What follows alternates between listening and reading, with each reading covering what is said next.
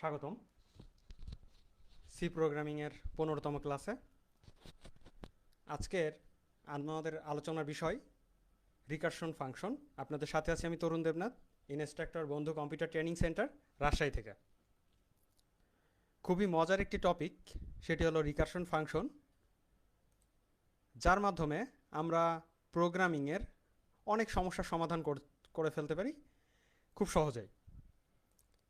কিন্তু অনেকেই এই রিকারশন ফাংশন বোঝে না, অর্থাৎ এটি বুঝতে পারলে যেমন সহজ, আর না বুঝতে পারলে এটি খুবই দুর্বোধ্য হয়ে ওঠে, এবং অনেকের কাছে এটা একটা ভীতিকর একটা টপিক সি প্রোগ্রামিংয়ের। যেমনটা ফর লুপ বা বিভিন্ন loop, while loop, do while loop, এই সকল লুপগুলা আমরা যেমন না বুঝলে প্রোগ্রামের কোনো কাজ করতে পারি না, তেমন রিকারশন যদি আমরা না বুঝতে পারি তাহলে অনেক কমপ্লেক্স কাজকে আমরা খুব ইজিলি সেটা আমাদের পক্ষে করা সহজ হয় না। তো প্রথমেই আমরা দেখে নিই যে রিকারশন কী এবং রিকারশন কিভাবে কাজ করে। রিকারশন হচ্ছে এমন একটি ফাংশন যে ফাংশন নিজেই নিজেকে কল করে। তো এর আগে আমরা দেখে আসছি ইউজার ডিফাইন ফাংশন, আমাদের লাইব্রেরি ফাংশন। এবার আমরা দেখছি রিকারশন ফাংশন। তো এটাও একটা ইউজার ডিফাইন ফাংশন, বাট এই ফাংশনটা নিজেই নিজেকে কল করবে, অর্থাৎ ফাংশনের ভেতর আবার ওই ফাংশনকেই কল করা হয়। তাহলে এটা একটা কেমন একটা সিচুয়েশন, যে এই আমার একটা উদাহরণ দিয়ে আমরা দেখাই। সেটি হচ্ছে একটা মেইন ফাংশন আছে। আমরা জানি যে প্রোগ্রামের সমস্ত কিছু এক্সিকিউশন শুরু হয় মেইন ফাংশন থেকে। তো মেইন ফাংশনের ভিতরে একটা আমাদের ইউজার ডিফাইন ফাংশন আছে। সেই ইউজার ডিফাইন ফাংশনকে আমরা কল করেছি মেইন ফাংশন থেকে। অতঃপর সেই ইউজার ডিফাইন ফাংশনকে আমরা কল করলে ইউজার ডিফাইন ফাংশন এক্সিকিউশন হবে, এবং সেটার একটা আমরা ইউজার ডিফাইন ফাংশনটা কোডে আমরা লিখেছি।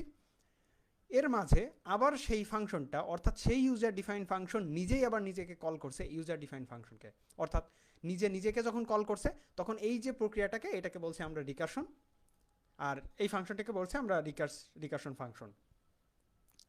তাহলে এটা কিন্তু একটা বেশ একটা জটিল একটা প্রসেস, যে আপনি নিজে নিজেকে কল করছে। তো ধরেন কোনো একটা সমাধান আপনি খুঁজতে চাচ্ছেন, বা লজিক্যাল কোনো একটা চিন্তা ভাবনা নিজে খুঁজে বের করতে চাচ্ছেন, তাই আপনি চিন্তা করছেন যে এইটা সমাধান কিভাবে করা যাইতে পারে। তো সেক্ষেত্রে আপনি সমাধানের জন্য প্রথমেই করছেন কি, আপনি আপনার কারোর কাছে যখন আপনি সমাধান পাচ্ছেন না, অর্থাৎ আপনার চারিদিকে মনে করেন যে 5টা মানুষের কাছে আপনি যখন সমাধান চাচ্ছেন যে কোনো একটা আপনার ব্যক্তিগত প্রবলেমে, সেক্ষেত্রে তারা যখন আপনাকে সমাধান দিতে পারছে না, তখন কিন্তু ওই জিনিসটা আপনি কিন্তু আপনার নিজেকে কল করেন, অর্থাৎ নিজেকে বলেন যে আচ্ছা এই সমস্যাটার সমাধান কি করতে পারি। তখন আপনার নিজেকে একবার, দুইবার, 5বার বা 10বার এভাবে আপনি অনেকবার নিজে নিজেকে কল করতে পারেন। তো কল করতে করতে একটা পর্যায়ে গিয়ে আপনার নিজে থেকে কিন্তু একটা সমাধান কিন্তু বের হয়ে আসে। তো এই যে সমাধানটা, এই সমাধানটাকে বলছি আমি বেস কেস, অর্থাৎ এখানে একটা আমাদের বেস কেস থাকবে রিকার্সিভ ফাংশনে। কারণ চিন্তা করে দেখেন, আপনি যদি সমাধান না পান এবং আপনার প্রবলেমটা যদি থেকেই যায়, এবং একটা প্রবলেমটাকে আপনি বারবার কল করছেন, বারবার কল করছেন, তো প্রোগ্রামের ক্ষেত্রে কেমন হবে? প্রোগ্রাম যখন নিজে নিজেকে কল করতেই থাকবে, কল করতেই থাকবে, তখন একটা পর্যায়ে গিয়ে আপনার এটা কিন্তু প্রোগ্রাম কিন্তু এনকাউন্টার হয়ে যাবে, অর্থাৎ সেই ক্ষেত্রে প্রোগ্রামটা ইনফিনিটি একটা লুপে পড়ে যাবে। অর্থাৎ কলিং যে লুপটা আছে, সেই কলিংয়ের যে লুপটা, সেই লুপের মধ্যে কিন্তু চলতেই থাকবে, অর্থাৎ নিজে নিজেকে কল করছে, নিজে নিজেকে কল করছে, এক পর্যায়ে গিয়ে ইনফিনিটি একটা লুপে পড়ে যাচ্ছে। তো এই ইনফিনিটি লুপ থেকে বের হয়ে আসার জন্য নিশ্চয়ই একটা আমার বেস কেস দরকার, বা বেস একটা সলিউশন দরকার। যখন আপনি নিজে নিজেকে কল করেন, তখন করতে করতে একটা পর্যায়ে গিয়ে আপনি তার কোনো পার্শিয়াল একটা সলিউশন পান, বা তার দেখা যাচ্ছে কোনো খণ্ডিত একটা সমাধান পান, যেই সমাধান থেকে আপনি নিজেকে ওই যে কোনো আপনার যে ব্যক্তিগত যে প্রবলেমটা ছিল সেটার কিন্তু একটা সলিউশন টানেন। অ্যাকচুয়ালি রিকার্সিভ ফাংশনের কনসেপ্টটাও কিন্তু সেইটা। তো ওই জায়গা থেকে আমরা রিকার্সিভ ফাংশনের গঠন স্ট্রাকচারটা এখন দেখে নিই। সেটি হচ্ছে, ফার্স্টেই আমাদের মেইন ফাংশনের মধ্যে আমাদের এই রিকার্সিভ ফাংশনটা আছে, অর্থাৎ মেইন ফাংশন থেকে আমরা রিকার্সিভ ফাংশনটাকে কল করলাম। আমরা হতে পারে এমন যে মেইন ফাংশন থেকে কল না করে মেইন ফাংশন অন্য যে কোনো ইউজার ডিফাইন ফাংশন কল করছে, সেখান থেকেও আবার ইউজার ডিফাইন ফাংশন আবার অন্য আর একটা ফাংশনকে কল করছে, যেটা রিকার্শন ফাংশন হতে পারে। তো এটা বিভিন্নভাবে হতে পারে, যেটা যে সবসময় যে মেইন ফাংশন থেকে কল করতে হবে এমন কিন্তু না। তো এভাবে আমরা রিকার্সিভ ফাংশনকে কল করলাম। কল করার পরে রিকার্সিভ ফাংশনটা আবার নিজে নিজেকে কল করবে, কিন্তু তার আগে অবশ্যই তাকে একটা বেস কেস দিতে হবে, যে কেস থেকে সেই প্রোগ্রামটা একটা সমাধান খুঁজে পেতে পারে। অর্থাৎ সব সময়ে একটা সমাধান খুঁজতে থাকবে, সমাধান খুঁজতে খুঁজতে একটা বেস কেস পাবে, যেই কেসটা এই প্রোগ্রামের টার্মিনেশন লেভেলটা ইন্ডিকেট করবে। তো এই টার্মিনেশন লেভেলটা কিভাবে ইন্ডিকেট হয়, আমরা একটা প্রোগ্রামের মাধ্যমে সেটা দেখি যে কিভাবে আমাদের এই রিকারশন ফাংশনটা কাজ করে। ফার্স্টে আসি, আগে আমরা প্রবলেমটা বুঝে নিই যে কিভাবে কাজ করে। ফ্যাক্টোরিয়াল, আমি কিন্তু অলরেডি এর আগে লুপ দিয়ে আপনাদেরকে বুঝিয়েছি যে কিভাবে ফ্যাক্টোরিয়াল নির্ণয় করতে হয় প্রোগ্রামিংয়ে, এবং ফর লুপ দিয়ে আমরা এটা করেছিলাম। এখন আসি যে এখানে আমরা যে ফ্যাক্টোরিয়াল বের করছি, তো ফ্যাক্টোরিয়ালের একটা ফার্স্টে আমরা একটা ফর্মুলা দেখে নিই যে কীভাবে এই ফর্মুলাটা আসছে, নিচের যে ফর্মুলাটা আসছে সেটা কীভাবে। অ্যাট ফার্স্ট আমরা যদি চিন্তা করি 5 ফ্যাক্টোরিয়াল আমাদেরকে মেজার করতে হবে, তাহলে 5 ফ্যাক্টোরিয়ালের যে ফর্মুলা সেটি হচ্ছে 5 গুণ 4 গুণ 3 গুণ 2 গুণ 1। অর্থাৎ তারপরে আবার আমরা দেখি 4-এর যে ফ্যাক্টোরিয়াল আছে সেটা হচ্ছে 4 গুণ 3 গুণ 2 গুণ 1। অর্থাৎ ততক্ষণ পর্যন্ত কিন্তু এই গুণগুলো চলতে থাকছে যতক্ষণ পর্যন্ত 1 না হয়, এবং প্রতি ক্ষেত্রে দেখেন এক এক করে কিন্তু ভ্যালুগুলো কমছে। তাহলে আমরা কি এমন বলতে পারি যে এই যে 5 ফ্যাক্টোরিয়াল আছে, এই 5 factorial is equal to 5 multiplied by 4 factorial? এটা বলাই যায়। অর্থাৎ 5 মাল্টিপ্লাইড বাই 4 ফ্যাক্টোরিয়াল। অনুরূপভাবে আমি যদি 4 ফ্যাক্টোরিয়াল নির্ণয় করতে চাই, তাহলে এমনটা হয় 4 মাল্টিপ্লাইড বাই 3 ফ্যাক্টোরিয়াল। কারণ 3 ফ্যাক্টোরিয়াল সমান, তো আমরা তো জানি যে 3 ফ্যাক্টোরিয়াল সমান 3 গুণ 2 গুণ 1, 2 ফ্যাক্টোরিয়াল ইজ ইকাল টু 2 গুণ 1। তাহলে এইভাবে তো আমরা তো দেখতেই পারি। অর্থাৎ 5 ফ্যাক্টোরিয়াল যেটা হচ্ছে 5 factorial is equal to 5 multiplied by 4 factorial, 4 factorial is equal to 4 multiplied by 3 factorial, আবার 3 factorial is equal to 3 multiplied by 2 factorial, এবং একইভাবে 2 factorial is equal to 2 multiplied by 1 factorial. এখন আসি, যদি এভাবেই যদি হয়ে থাকে তাহলে নিশ্চয়ই এইগুলোর একটা কমন একটা ফর্মুলা তৈরি করা যায়। অর্থাৎ এন যেখানে সংখ্যা, যে কোনো সংখ্যা হতে পারে, N factorial is equal two, এপাশে আছে দেখেন সেই একই সংখ্যা, অর্থাৎ এপাশে যে সংখ্যা ছিল এপাশেও সেই সংখ্যা, কিন্তু এখন কিন্তু ফ্যাক্টোরিয়াল নাই, তাই আমরা নিচে দিয়েছি এন, জাস্ট এন।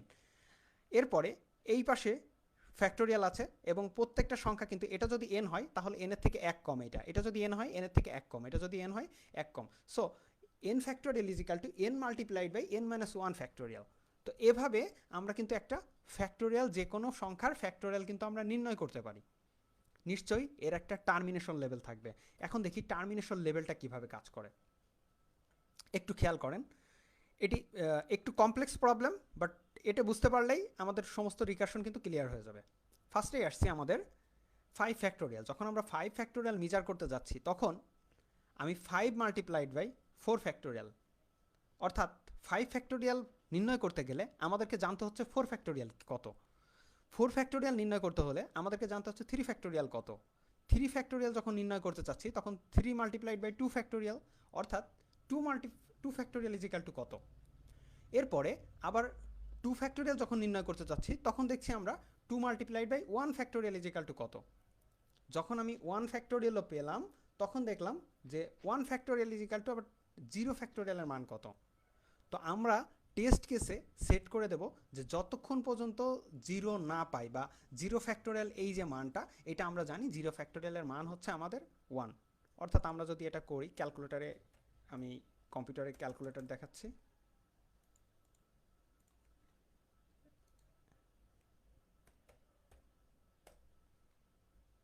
সো দেখেন 0 ফ্যাক্টোরিয়াল, অর্থাৎ ফ্যাক্টোরিয়াল 0 যার মান হচ্ছে আমাদের 1।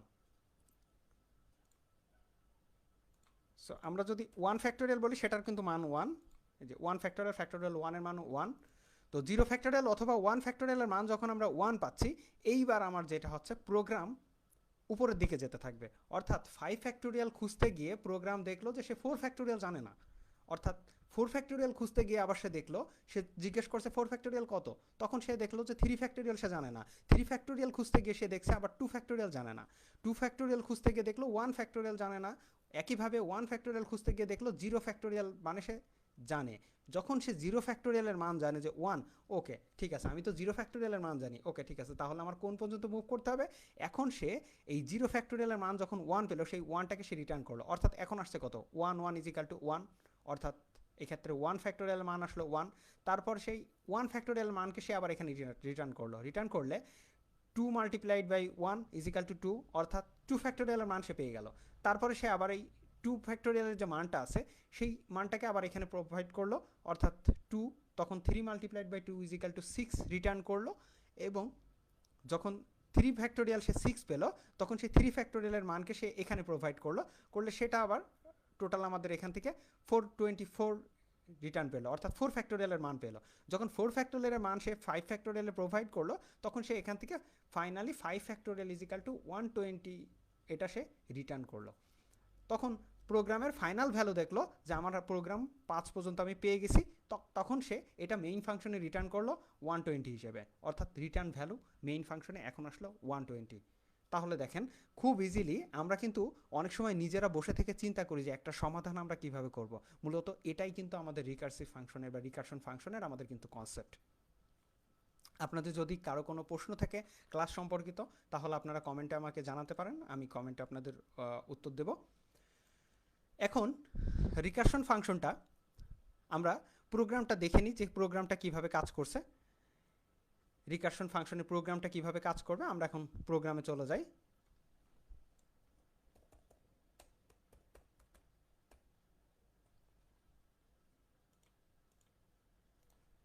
ফার্স্টে আমরা যেভাবে একটা কনসেপ্ট দাঁড় করাইছিলাম ইনক্লুড, আপনাদের যে কোনো প্রশ্ন থাকলে আপনারা করতে পারেন ক্লাস সম্পর্কিত, আমি অবশ্যই উত্তর দেবো আপনাদেরকে ক্লাসের মাঝে।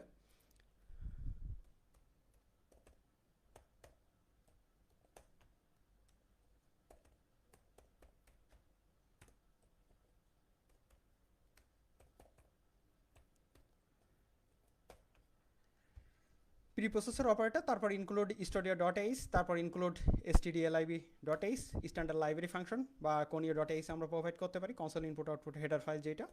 তারপর আমাদের যেমন ছিল একটা ইন্টিজার মেইন ফাংশন আমরা নিয়েছিলাম। এরপরে মেইন ফাংশনের মধ্যে যেহেতু ইন্টিজার বলছি সেহেতু আমাদেরকে একটা রিটার্ন ফাংশন রিটার্ন স্টেটমেন্ট দিতে হবে, রিটার্ন 0। অ্যাকচুয়ালি মেইন ফাংশন তো আসলে কোনো কিছু রিটার্ন করে না, যদি রিটার্ন করে সেটা 0 রিটার্ন করে এবং এটা অপারেটিং সিস্টেমকে রিটার্ন করতে হয়। সো এখানে চলে আসলো। এখন আমাদের মেইন ফাংশনে আমাদের কিন্তু আমরা একটা রিকার্সিভ ফাংশন কিন্তু আমরা প্রোভাইড করতে চাচ্ছি। এর জন্য আমরা একটা ভ্যারিয়েবল নিচ্ছি ইন্টিজার আই, আমরা ইন্টিজার এন কমা আর একটা রেজাল্ট নিচ্ছি, এটা আমাদের পরে দরকার হবে, আমি স্টেপ বাই স্টেপ যাই। সেটা হচ্ছে এন নিলাম প্রিন্টএফ, অর্থাৎ আমরা এই যে এন ফ্যাক্টোরিয়ালটা আমরা ফাইন্ড আউট করতে চাচ্ছি সেটা কিভাবে করব দেখেন। প্রিন্টএফ প্রথমে একটা ইউজারকে মেসেজ দেব, এন্টার এ নাম্বার, এরপরে স্ক্যান করে আমরা একটা মান নিব ইউজারের কাছ থেকে, %d, $n।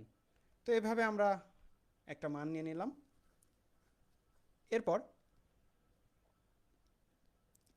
এরপর আমাদের কিন্তু একটা রিকার্সিভ ফাংশন দরকার হবে।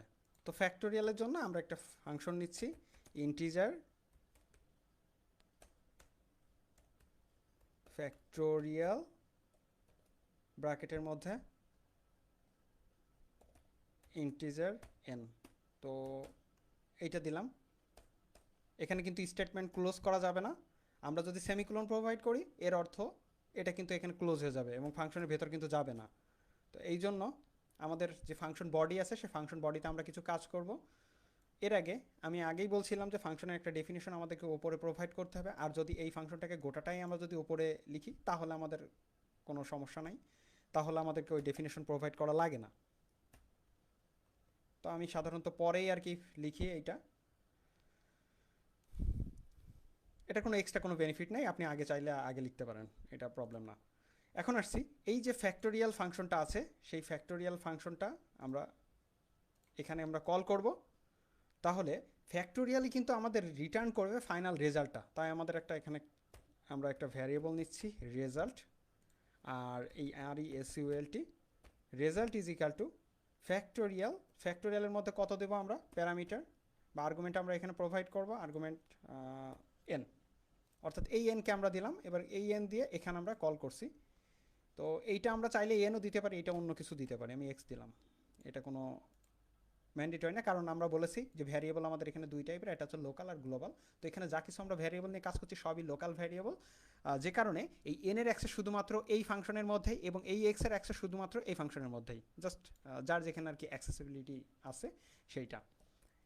এখন আসছি, আমরা বলেছিলাম টেস্ট কেস বা বেস কেস, তো এটাও বলেছিলাম যে রিকারশন ফাংশন সে নিজে নিজেকে কল করবে। সো এখানে এখন ফ্যাক্টোরিয়ালকে নিজেকে কল করতে হবে। সো ফ্যাক্টোরিয়াল আবার ফ্যাক্টোরিয়ালকে কল করবে, নিশ্চয়ই এরকম কিছু একটা থাকবে। আর টেস্ট কেস দরকার, তো আমরা টেস্ট কেস এক্ষেত্রে যেটা হবে সেটা হচ্ছে জিরো ফ্যাক্টোরিয়ালের যে মানটা আছে আমরা সেটা ব্যবহার করতে পারি, বা ওয়ান ফ্যাক্টোরিয়ালের যে মানটা আছে। আমরা যেহেতু প্রোগ্রামটা এমন দেখেছিলাম, তো আমি প্রোগ্রামটাই এই অনুযায়ী আপনাদেরকে দেখাই। সেটি হচ্ছে জিরো ফ্যাক্টোরিয়াল যখন সে ফাইন্ড আউট করবে তখন আমাদের মানটা লিখতে হবে। তাই আমাদের প্রথমে চেক করতে হবে, ইফ দিয়ে আমরা একটা কন্ডিশন চেক করব। যদি ইফ এন এর মান এন ইজ ইকাল টু 0 হয়, দেন রিটার্ন করো 1। অর্থাৎ যখন এন এর মান 0 হবে, অর্থাৎ বেস কেস এই যে 0, অর্থাৎ জিরো ফ্যাক্টোরিয়াল যখন হবে তার জন্য সে রিটার্ন করবে 1। যেহেতু ফ্যাক্টোরিয়াল এই যে ফাংশনটা, এই ফ্যাক্টোরিয়াল ফাংশন 0 পাইলে রিটার্ন করবে 1। এলস যদি তা না হয় তখন কি রিটার্ন করবে? তখন তো আসলে মূলত রিটার্ন করার দরকার নেই, তখন আসলে আমাদেরকে কল করতে হবে। তখন এলস রিটার্ন এন গুণ, কারণ এই এন কিন্তু আমাদের পরবর্তীতে দরকার হবে। আসলে এখানে এন হবে না, এটা হবে এক্স। এক্স ইন্টু ফ্যাক্টোরিয়াল, এক্সের ভ্যালু থেকে 1 কমাবে, কারণ এই যে আমাদের আগের ফর্মুলাতে আমরা দেখছিলাম এক্সের ভ্যালু থেকে 1 কমাতে হবে, 1 কমিয়ে নেবে। তো এখানে এক্স মাইনাস 1। এখন আমরা যদি রেজাল্টে তো আমাদের ভ্যালুটা পেয়ে গেছে, কিন্তু আমরা কিন্তু প্রিন্ট করি নাই। সো এখানে আমাদেরকে একটা প্রিন্ট স্টেটমেন্ট দিতে হবে। প্রোগ্রাম আসলে মুখস্থ করার মতো কোনো বিষয় না, প্রোগ্রাম আসলে বুঝতে হবে আপনাদেরকে।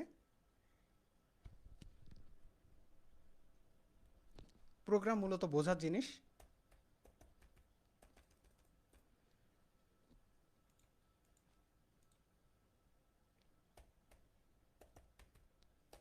প্রিন্ট ফাংশন এর মধ্যে the factorial is of percentage D is equal two percentage D. এবার কমা দিয়ে নিশ্চয়ই আপনারা বুঝতে পারছেন, ফার্স্টে আমাদেরকে এন লিখতে হবে এবং তারপরে যেহেতু আমাদেরকে আমরা বলেছি যে factorial of percentage D is equal two percentage D, অর্থাৎ এখানে একটা ইন্টিজার হবে, এখানে আরেকটা ইন্টিজার হবে। আর প্রথম ইন্টিজারটা ইন্ডিকেট করবে কার ফ্যাক্টোরিয়াল নির্ণয় করতে চাচ্ছি, দ্বিতীয় ইন্টিজারটা নির্ণয় করবে রেজাল্ট কত। তাই আমরা রেজাল্টের যে ভ্যারিয়েবলটা নিয়েছিলাম সেটা দিলাম। এখন যদি আমরা রান করি,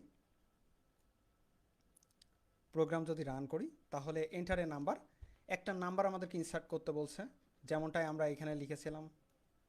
দেখেন এখানে এন্টার এ নাম্বার, একটা নাম্বার আমরা প্রোভাইড করব, অতঃপর সাথে সাথে আমাদের রেজাল্ট প্রোভাইড করবে। তো আমি দিলাম 5 ফ্যাক্টোরিয়াল।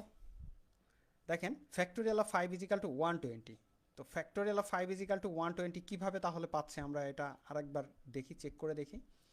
সেটি হচ্ছে প্রথমে যখন 5 ফ্যাক্টোরিয়াল নির্ণয় করতে গেল এখানে প্রোগ্রামে, তখন দেখলো যে 5 ফ্যাক্টোরিয়াল নির্ণয় করতে গেলে সে জানে না 4 ফ্যাক্টোরিয়াল।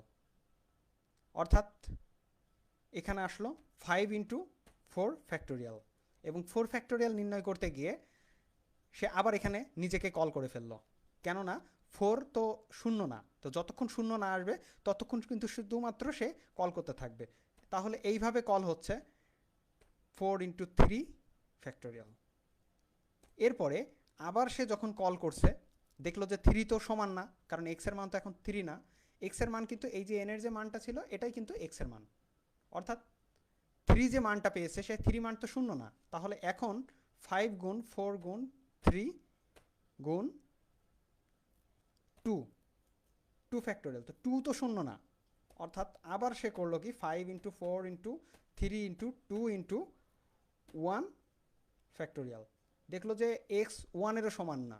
এখন এক্সের মান কিন্তু আমরা টেস্ট কেসে দিয়েছি 0, আর এখানে আমাদের এক্সের যে মানটা আছে সেটা কিন্তু এক্স মাইনাস 1-এর যে ভ্যালু সেটাই কিন্তু আবার এক্সের ভ্যালু, অর্থাৎ এখানে যে ফ্যাক্টোরিয়াল এক্স মাইনাস 1-এর যে ভ্যালুটা হয়েছে সেটা কিন্তু এখানে যাচ্ছে কিন্তু এক্সের ভ্যালু হিসেবে। অর্থাৎ খেয়াল রাখবেন এক্স মাইনাস 1-এর ভ্যালুটাই পরের বার এক্স এর ভ্যালু হয়ে যাচ্ছে, প্রতিবার এক্স মাইনাস ওয়ানের ভ্যালু এক্স এর ভ্যালু হয়ে যাচ্ছে, এবং একটা গুণ আকারে এই অংশটা কিন্তু সে কম্পিউটার তার মেমোরিতে কিন্তু রেখে দিচ্ছে, কম্পাইলার তার মেমোরিতে রাখছে। এরপরে 5 multiplied by 4 multiplied by 3 multiplied by 2 multiplied by 1 multiplied by 0 factorial. এখন দেখেন যখন এই এক্স মাইনাস ওয়ান, যখন সে ওয়ান থেকে ওয়ান বিয়োগ করে জিরো পাইলো, সেই জিরোকে এক্সে অ্যাসাইন করলো, তখন দেখলো যে if x is equal two zero, তখন এই কন্ডিশনটা সত্য হলো, তখন সে রিটার্ন করলো কত, ওয়ান। তখন এই জায়গায় সে বসালো ওয়ান, অর্থাৎ এই জায়গায় যখন সে ওয়ান বসালো, তখন ওয়ান বসিয়ে ওই যে আগে আমরা দেখছিলাম এইভাবে রিটার্ন করতে থাকলো এবং ফাইনালি রিটার্ন করতে করতে সে যে ভ্যালুটা পাইলো 5 ফ্যাক্টোরিয়াল ইজ ইকাল টু 120। অর্থাৎ এই ক্ষেত্রে আমাদের যে এখানে যে প্রবলেমটা ছিল, যখন এইভাবে রিটার্ন করছে, দেখেন জিরোর মান পেয়েছে, প্রথমে 0 ফ্যাক্টোরিয়াল মান পাইলো, তারপর 1 ফ্যাক্টোরিয়াল, তারপর 2 ফ্যাক্টোরিয়াল, তারপর 3 ফ্যাক্টোরিয়াল, 4 ফ্যাক্টোরিয়াল, অতঃপর 5 ফ্যাক্টোরিয়াল, এইভাবে গিয়ে ফাইনাল ভ্যালু পাইলো 120 এবং 120 সে প্রিন্ট করলো। আমাদের একজন শিক্ষার্থী প্রশ্ন করছেন যে মোবাইলে কোডিং করা যায় কি? হ্যাঁ, অবশ্যই মোবাইলে কোডিং করা যায়। আপনি ফার্স্ট ভিডিওটা দেখবেন, সেখানে মোবাইলের আমি বিভিন্ন কথা বলেছি যে মোবাইলে কোন কোন কম্পাইলার কাজ করে এবং কোনটা বেটার। প্রথম ভিডিওতেই এটা বলা আছে এবং সেট আপের বিষয়গুলো সম্পর্কে সেখানে ক্লিয়ার বলা আছে। এছাড়া আপনি গুগলে যদি আপনি সি কম্পাইলার বলে সার্চ দেন, C4 যেটা আছে গুগলে, অর্থাৎ অ্যান্ড্রয়েডের প্লে স্টোরে, গুগল প্লে স্টোর থেকে আপনি কিন্তু ইজিলি কিন্তু এই সি কম্পাইলার ডাউনলোড করে আপনার মোবাইল দিয়েই আপনারা সি প্রোগ্রামগুলো করতে পারবেন। এখন আসছি রিকারশন 5 ফ্যাক্টোরিয়ালের পরিবর্তে আমরা যদি আরেকটু বেশি যদি মান বের করতে চাই, আমরা সেখানে ইন্টিজার না দিয়ে আমরা এখানে লং দিতে পারি, সেক্ষেত্রে আমাদের কিন্তু পার্সেন্টেজ এল দিয়ে করতে হবে। তো এটা আপনারা ইজিলি করতে পারবেন, যা শুধুমাত্র এখানে এল দিলেই হবে। এক্ষেত্রে আপনারা আরও বেশি ভ্যালু পর্যন্ত ক্যারি করতে পারবেন, কারণ আমরা জানি ইন্টিজারের যে মানটা সেটা 32,000 মাইনাস 32,767 থেকে প্লাস 32,768 পর্যন্ত এরকম আর কি, সামথিং এরকম কাছাকাছি একটা ভ্যালু প্রোভাইড করে। তো এর মধ্যে আমাদের যেটা আছে সেটা হচ্ছে, এখন আমরা যে প্রোগ্রামটা করব, আমাদের আরেকটা প্রোগ্রাম আজকে করতে হবে, সেটি হচ্ছে রিকারশনের মাধ্যমে ফিবোনাচি সিরিজ নির্ণয় করা।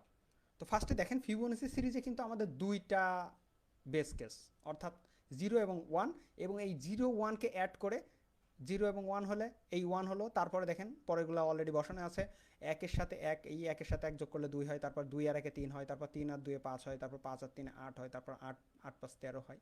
তো এইভাবে কিন্তু আমাদের যে ফিবোনাচি সিরিজ আছে সেগুলো কিন্তু আমরা নিয়ে ফিবোনাচি সিরিজগুলো নিয়ে কিন্তু আমরা কাজ করতে পারি। এখন ফিবোনাচি সিরিজ তাহলে আমরা প্রোগ্রামটা করে ফেলি। তো ফার্স্টে আমাদের ইন্টিজার এন আর এখানে রেজাল্ট, এখানে আমাদের ফিবোনাচি সিরিজ নির্ণয় করতে হবে। আমি শুধু ফাংশনটা চেঞ্জ করে দিচ্ছি, FIBO Fibonacci series, FIBO NACCI Fibonacci. তো এই যে ফিবোনাচি সিরিজ আছে এটাকে আমি কপি করে উপরে দিয়ে দিচ্ছি। আমি এডিট করছি, জাস্ট প্রোগ্রামটাকে এডিট করছি। অ্যাকচুয়ালি এডিট করলে অনেক সময় যদি কিছু ভুল থেকে যায় তাহলে কিন্তু প্রোগ্রামার সঠিক রেজাল্ট দেয় না। তো এই জন্য আমাদের এখানে যেটা করব, আমরা if x is equal two 0 দেন 0, আমাদের টেস্ট কেস কিন্তু এখানে দুইটা, খেয়াল রাখতে হবে টেস্ট কেস দুইটা, কারণ এখানে 0 এবং 1 এই দুইটাই হচ্ছে আমাদের শুরু, এবং এই দুইটাকে যোগ করে আমরা পরের সংখ্যা পাবো, তারপরে ঠিক এই দুইটাকে যোগ করে তারপরের সংখ্যা পাবো, এই দুইটাকে যোগ করে পরের সংখ্যা পাবো। সো এইভাবে আমরা যত পর্যন্ত চাই আমরা তত পর্যন্ত নির্ণয় করতে পারি। তো এখন আমরা এনতম একটা সংখ্যা দিলাম এবং সেখানে আমরা যে ফিবোনাচি যে সিরিজটা আছে সেটাকে আমরা কল করছি ফিবোনাচি। এই Fibonacci, the Fibonacci, the result is RESULT.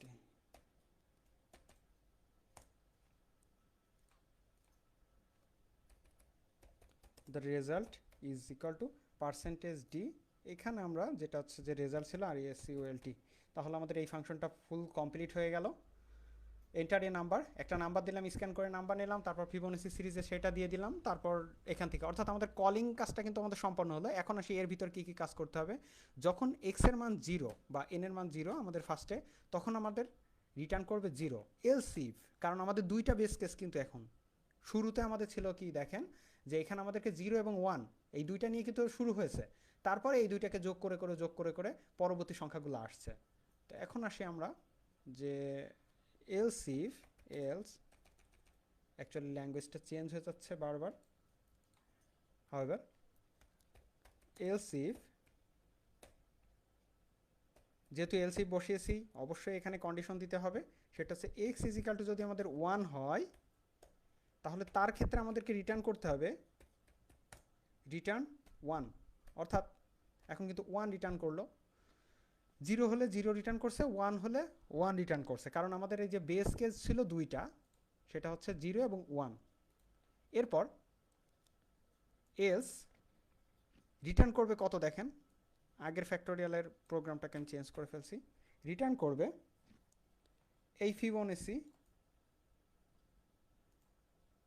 Return Fibonacci n-1 n-1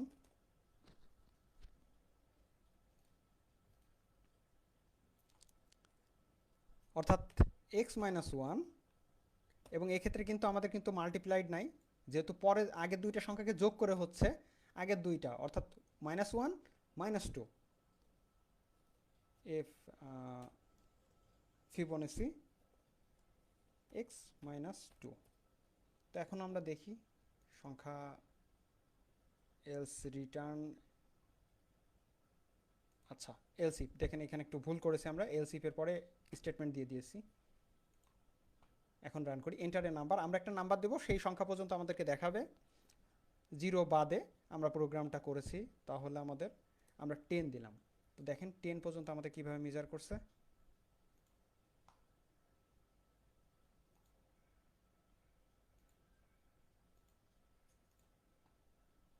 অর্থাৎ 10 পর্যন্ত আমাদের নির্ণয় করছে। আমি 0 বাদে আর কি দিয়েছি, এখানে 1 2, এটা যদি বাদ দিয়ে ধরি তাহলে 1 2 3 4 5 6 7 8 9 10, এটা কোনো ম্যান্ডেটরি কোনো বিষয় না, আপনারা চাইলে এখান থেকে কিছু অ্যাডজাস্ট করে নিতে পারেন, আগে পরে করে নিতে পারেন, আপনারা প্রোগ্রামে এন এর মানটা যেভাবে সেট করবেন। কিন্তু আপনাদের অবশ্যই খেয়াল রাখতে হবে, আপনি যদি একটা রিকার্সিভ ফাংশনে বেস কেস যদি ডিফাইন কখনো করতে ভুলে যান, তাহলে কিন্তু ওই ফাংশন নিজেকে কল করতেই থাকবে এবং এক পর্যায়ে ইনফিনিটি লুপে পড়ে যাবে। সো এইভাবে কিন্তু রিকার্সিভ ফাংশনগুলো নিজেকে কল করতে পারে, এবং আপনারা রিকার্সিভ ফাংশনের মাধ্যমে প্রোগ্রামের প্রবলেমগুলো খুব ইজিলি কিন্তু সমাধান করে ফেলতে পারেন।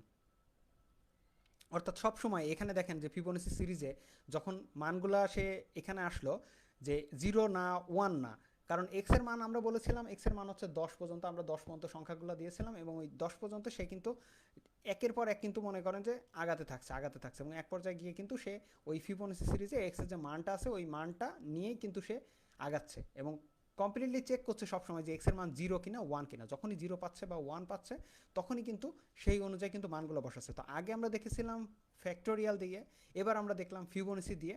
আপনারা মিন টাইম আশা করি বুঝতে পারছেন, খুব ইজিলি এই প্রবলেমগুলো এখন সমাধান করতে পারবেন, এবং যে সকল প্রোগ্রামগুলোর এই রকম ব্যাক ট্র্যাকিং করার দরকার আছে, অর্থাৎ পিছনে ফিরে দেখার দরকার আছে, সেই সকল প্রোগ্রামগুলোতে কিন্তু আপনারা রিকার্সিভ ফাংশন অ্যাপ্লাই করতে পারেন।